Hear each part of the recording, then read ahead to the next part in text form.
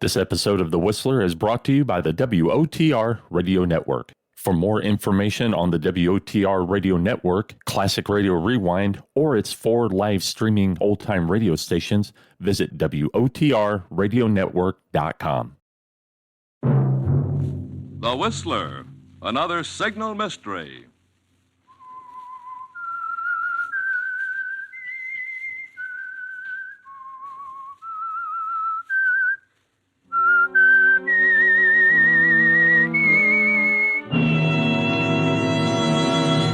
I am the Whistler.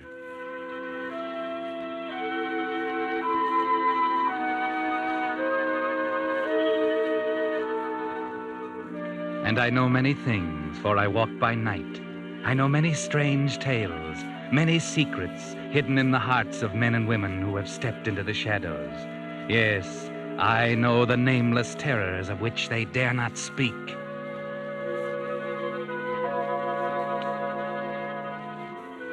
Tonight, the Signal Oil Company, marketers of Signal's famous Go Farther gasoline and motor oil, bring you another in a series of strange tales by The Whistler.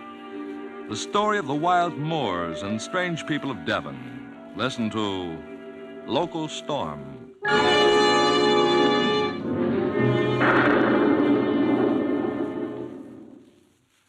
But first, I'd like to take a moment to tell you about Harry Carter, whose signal station out near one of the big motion picture studios I visited this week. When I asked Harry how long he'd been serving Culver City motorists, he replied, "I've been doing business here since 1927, and some of my first customers are still with me after 17 years. One of Harry's proudest jobs is keeping a fleet of 28 studio limousines in first-class condition. And you've never seen cars gleam so brightly or motors hum so sweetly. Naturally, a dealer that gives such service has lots of steady customers. To keep that sort of service going, there's Jerry Corelli, who's been helping Harry 12 years, and Conrad McCoy, who's been with him 6 years. Well, friends, like Harry Carter, all signal dealers are permanently in business for themselves. So you can depend on them for conscientious, thorough service that'll keep you satisfied year after year. Get acquainted this week with the friendly signal dealer near you. You'll find that for sincere interest in helping your car last out the duration, you can't beat your neighborhood signal oil dealer. And now, The Whistler.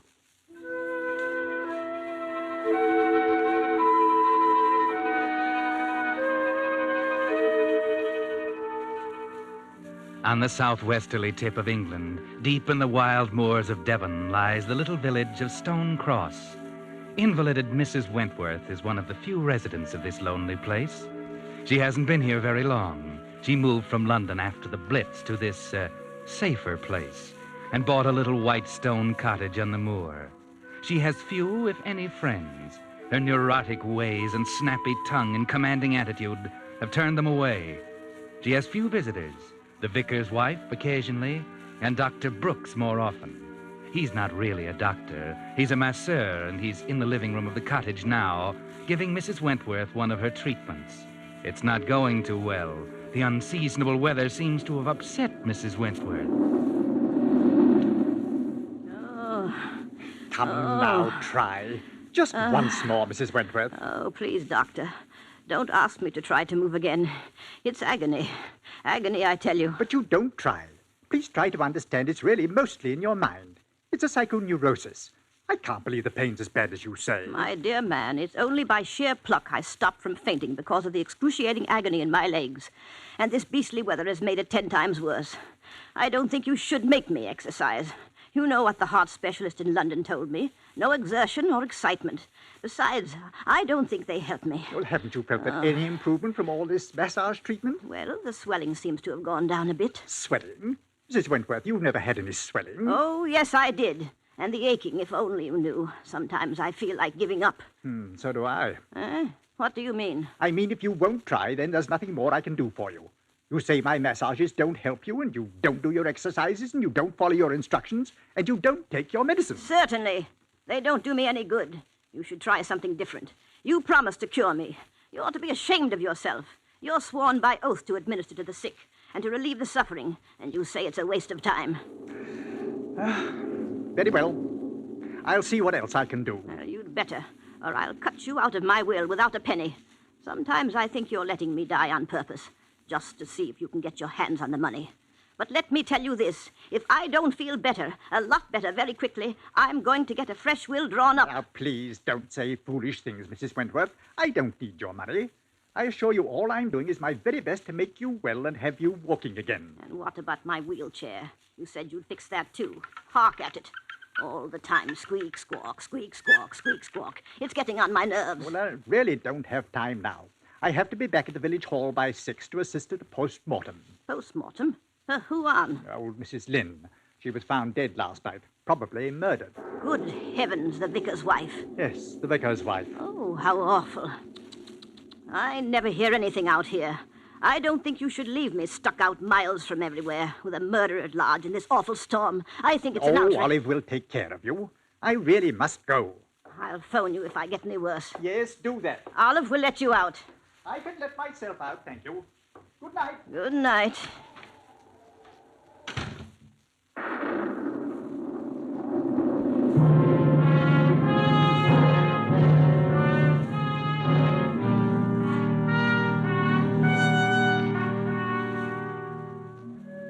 But Dr. Brooks didn't go to the village.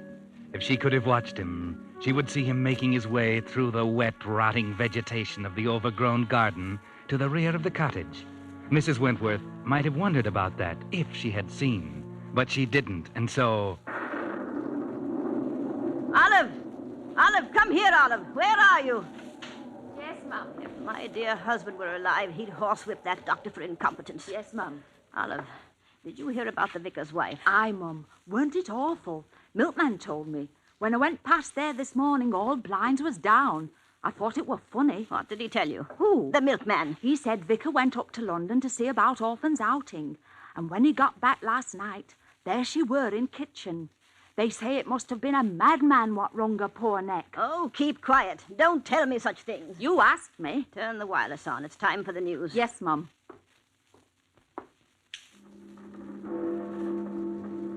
That's right. Leave it there. Anything else, Mum? No, I don't think so. Yes, Mum.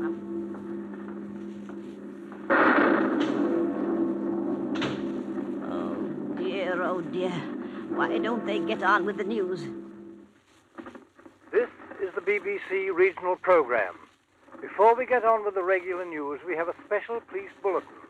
The police warn residents of the county of Devonshire to be on the lookout for a dangerous criminal wanted for murder. This is his description. He is a man aged about 27. Ah! Olive, the lights have gone. Olive, come here, quick. Oh dear, oh dear. Olive. I be here, Mum. Well, don't just stand there in the dark. Light the candles. Yes, Mum. Oh, what a ghostly place this is. Every time there's a storm, the lights go out. Just when one needs them most. I wish I'd never come to this God-forsaken place. Olive, what have you got your coat on for? I've put you a nice supper on a tray in kitchen. All you have to do is light the gas for the hot water for your tea, Mum. I hope I can be at home before rain starts. You're not thinking of leaving me alone, are you? Yes, Mum. Well, you can't. Dr. Brooks left strict instructions. I was not to be left alone. It be my early night, Mum. You don't seem to understand. I'm too ill to be left alone in this dreadful storm. And Sorry, Mum, but my husband has to have his supper. Come storm or no storm. Nothing hinders his appetite. Oh, please, please stay. A little while tonight. There's a good girl. Just till the lights come on again, eh? You can see fine now, Mum. Ain't no good being afraid on thunder. Thunder never hurt no one. I forbid you to leave this house. But I got to, Mum. I warn you, Olive. If you go now, I'll cut you and your husband out of my will. I'm an old woman. I won't live much longer. So don't do anything you'll be sorry about later. I have to go, Mum. You don't know George when he's kept waiting. Please, please don't, Olive. Please don't go. If you'll stay, I'll give you that hat and that coat you liked in the village. I'll buy it for you tomorrow. I'm so afraid. I'm old and I'm lonely. I'm dreadfully afraid. Please, please say you'll stay, Olive. Sorry, Mum, but I've got to get home. I'll be back in morning. Good night. How can you be so unkind, you ungrateful girl? Come back! Come back, Olive! Come back!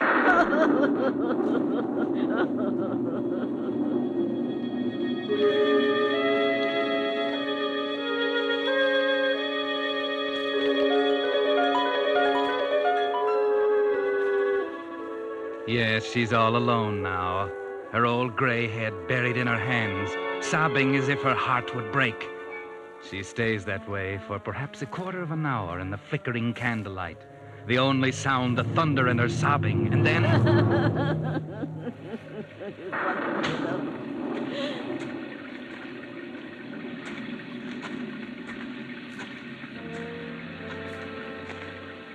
What was it? What was that? Oh, it must have been the rain. I don't hear anything now. Couldn't have been that man, that murderer. No, it couldn't. No one would want to harm me, a poor old invalid.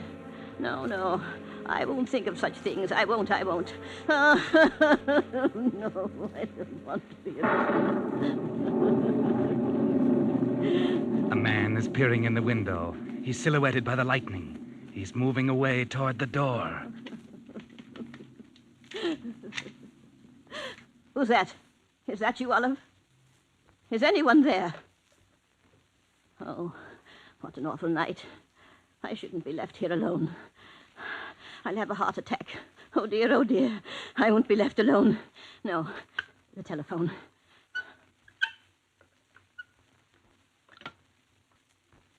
Why doesn't she answer? Oh, why doesn't she answer me? What number, please? What number, please? I want Waterfield, 1702. Waterfield, 1702. Yes.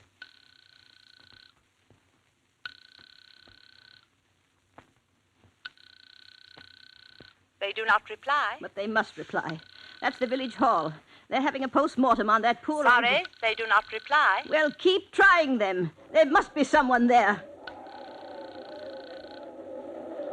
The man is in the room now. I can just see him in the dim, flickering candlelight.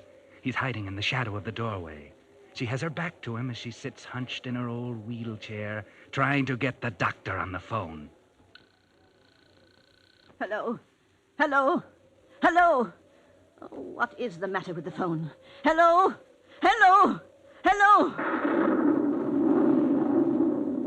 The man is right behind her now. He's raised his hands, huge hands, with the fingers outstretched, reaching toward her neck. Hello, Exchange.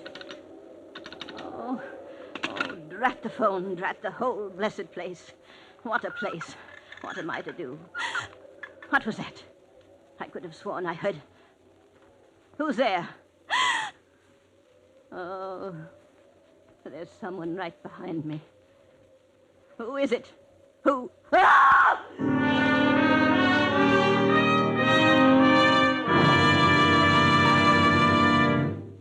You are listening to The Whistler, another signal mystery, brought to you by your friend, the Signal Oil Company, marketers of Signal's famous Go Farther gasoline and motor oil.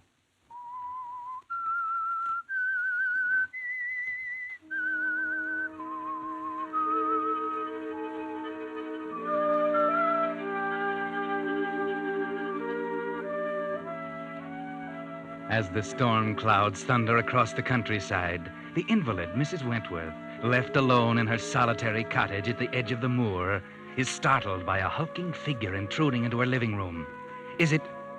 Could it be the murderer who is roaming the countryside? Could it be? Who are you? Evening, Mrs. Wentworth. Hope I didn't frighten you. Oh, it's you, George. Yes, you did frighten me. I knocked, and as you didn't answer, I thought better come on in, see how everything were all right. Well, thank you, George. I'm very pleased you did. I told Olive I didn't want to be left alone, but she had to go and get your supper. I know. I just seen her. She told us how thunder had made you a bit jumpy. So I told Les, never mind about my supper, I said. I'll go and cheer the old girl up. Won't be long, for he has you laughing like a 16-year-old. Oh, George, you shouldn't talk like that. You really are a one, you are. Come here by the fire and get warm, eh? What you need is a drop of parsnip wine. Get roses back in your cheeks. I'll get it for you. Oh, you're a good boy. Get my supper, will you, George? It's all ready. Olive left it on a tray on the kitchen table. Won't be a couple of shakes or duck's tail. Oh, what a difference it makes if you aren't all alone. I didn't think I was going to eat a thing.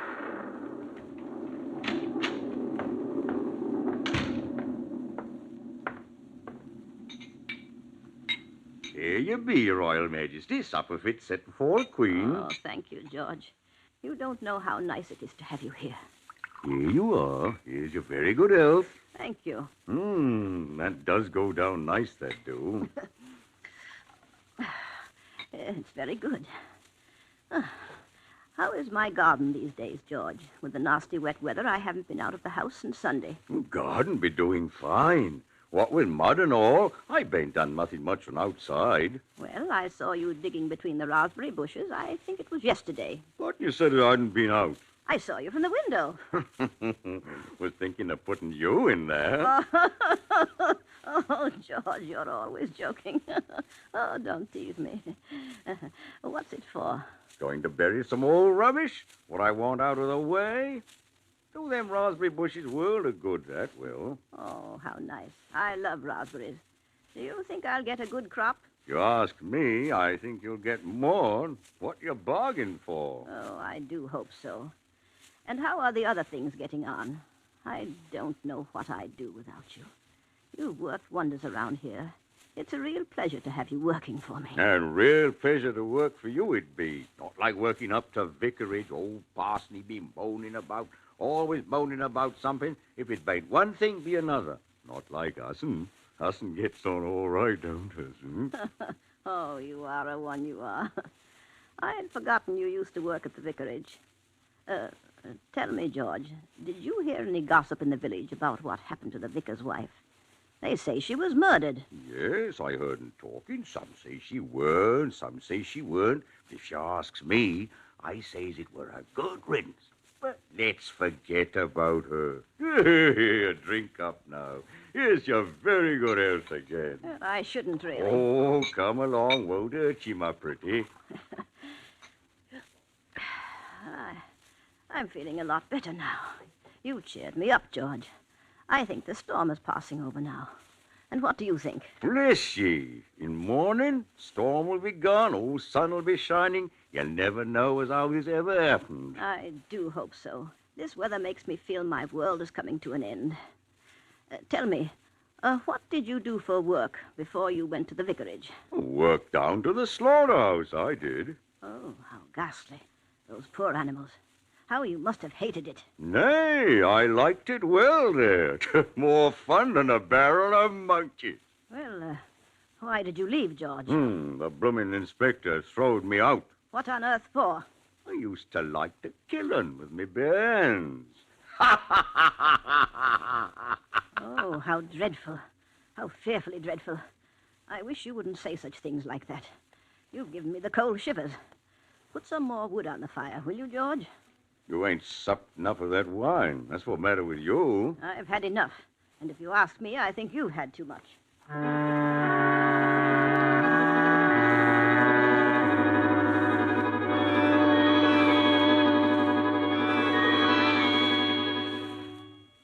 George gets up and puts more wood on the fire. The blaze gives long, weird, fantastic shadows to the scene as he moves behind her chair. He's looking at his great hands now. He's slowly raising them to the level of Mrs. Wentworth's old neck.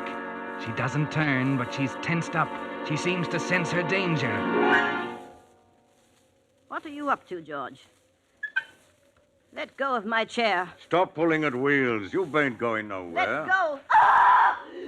Shut up and hollering. Hollering won't help you. You must be mad. The murder. That hole you've been digging. Those poor animals. Please listen to me. You can have anything you want. You won't tell it no tales of this away. You can have my money, all of it. I'll give it to you. I'll get it. Don't you worry about that. Now, hold still. I'll get it over quick like. It won't hurt you. Please let me go. Please. Don't. Ah! She's struggling, trying to move the chair by pulling at the wheels, but he holds it easily with one hand, while with the other he's reaching for her scraggy, fragile old neck. At the touch of his fingers, she struggles up from her chair and runs from him.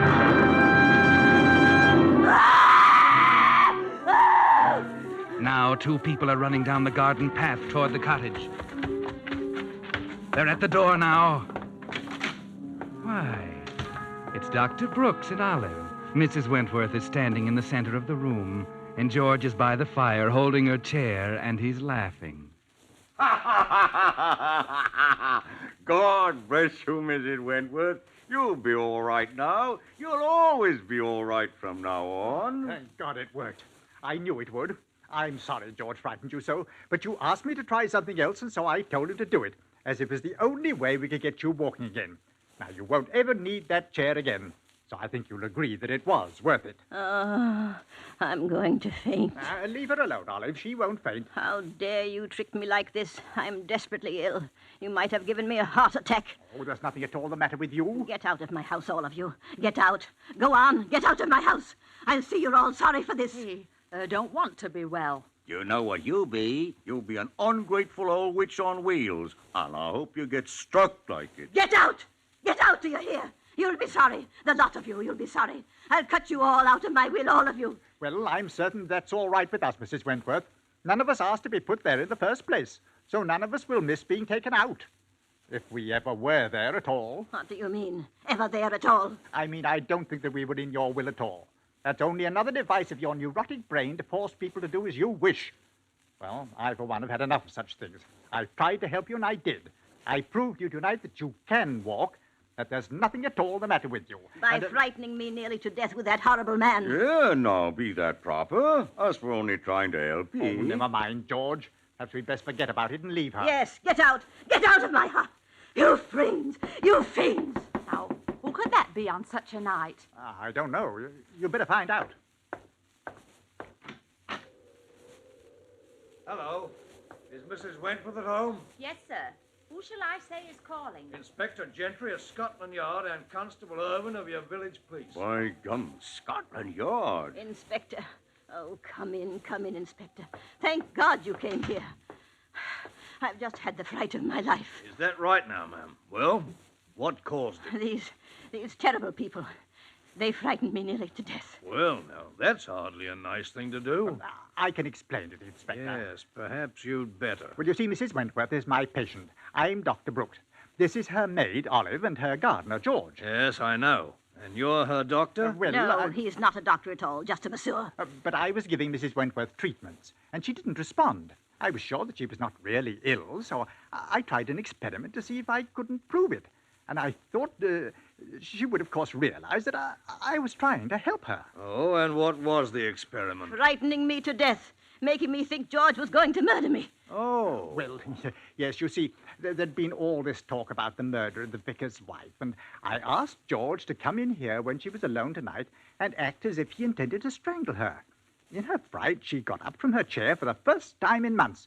So you see, the experiment did work. Rather rough on the patient, though, don't you think, Doctor? Well, I didn't intend to upset her so much. I'm sorry if I made a mistake. It was really something of a joke, you know. Nothing to get so excited about. I'm not so sure about that, Mr. Brooks. Is this the man, Constable? Aye, that's him right enough, Inspector. You see, Mrs. Wentworth, I'm not so sure they didn't really intend to murder you tonight. Because, you see, we have positive proof that this man, George, your gardener, is the murderer of the vicar's wife. George? Oh, no. Inspector, you Oh, George! Look out! Get him, Constable. Yeah. Good show, Constable. That blow should hold him for a while. Inspector, I'm sorry. I had no idea. I'd never have done such a thing if I'd known. Perhaps not. You're not thinking that I could have been planning a murder with George? I didn't say that, Dr. Brooks. Do you have a guilty conscience? Oh, no, of course not. Mrs. Wentworth would tell you. I'm one of her best, her only friends here in the village. She'll tell you. Wait a minute. Mrs. Wentworth. Mrs. Wentworth! Oh, Mrs. Wentworth. Good heavens. I don't think Mrs. Wentworth will tell us anything, Dr. Brooks. And I'm just wondering. Wondering? What? Whether the law considers frightening a person to death murder.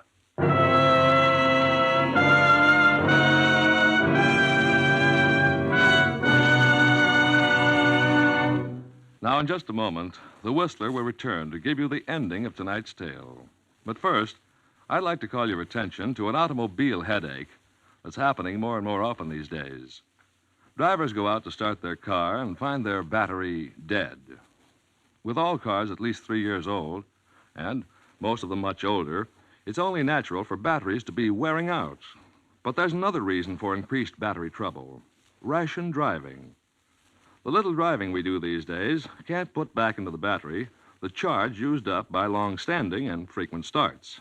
As a result, most batteries remain in a run-down condition and wear out sooner. Now, here's a tip. So that the cold months ahead don't catch you with a battery that can't take it, see your neighborhood signal dealer now for a complete free battery inspection.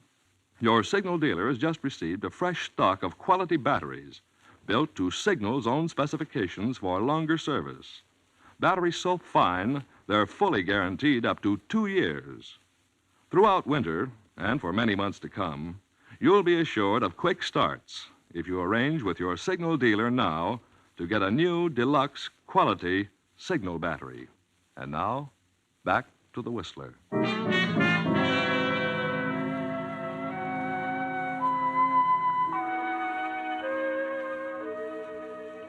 Well, that was rather a drastic cure Dr. Brooks used on Mrs. Wentworth, wasn't it? Yes, he cured her of her illness, all right, by frightening her to death. You see, Dr. Brooks dreamed up that character for George, the character of a man who just loved to strangle things and people with his big, strong hands. And he was utterly amazed to find that he had hit the nail on the head, that George actually was that character.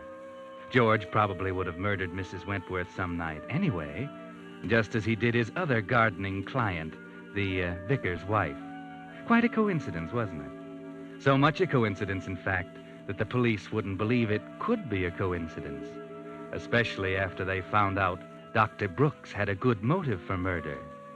Yes, you see, the good doctor was surprised to find that the old lady had named him in her will. Her death would bring him a tidy fortune. Another coincidence? Well, just one too many, I'm afraid. No jury will ever believe the good doctor's protestations of innocence. No, I'm afraid the good doctor will find himself convicted of a crime he didn't commit. A crime that wasn't a crime at all. The murder of Mrs. Wentworth.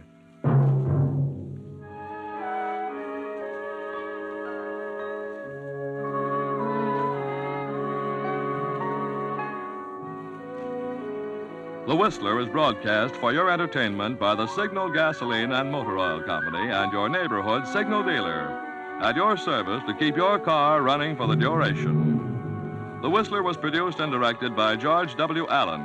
The story by James Sussex. Music composed and conducted by Wilbur Hatch. This program is being transmitted to our troops overseas by the Armed Forces Radio Service. Next week, the Whistler changes its time of broadcast and will be heard on Monday nights at 9 p.m. Remember, the next Whistler program will be a week from tomorrow night, Monday, September 18th, at 9 p.m. This is Bill Pennell speaking.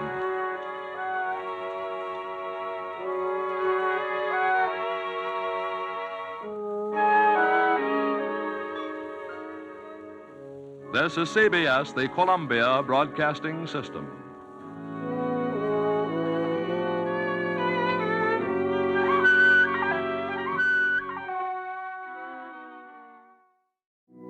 You're listening to the WOTR Radio Network,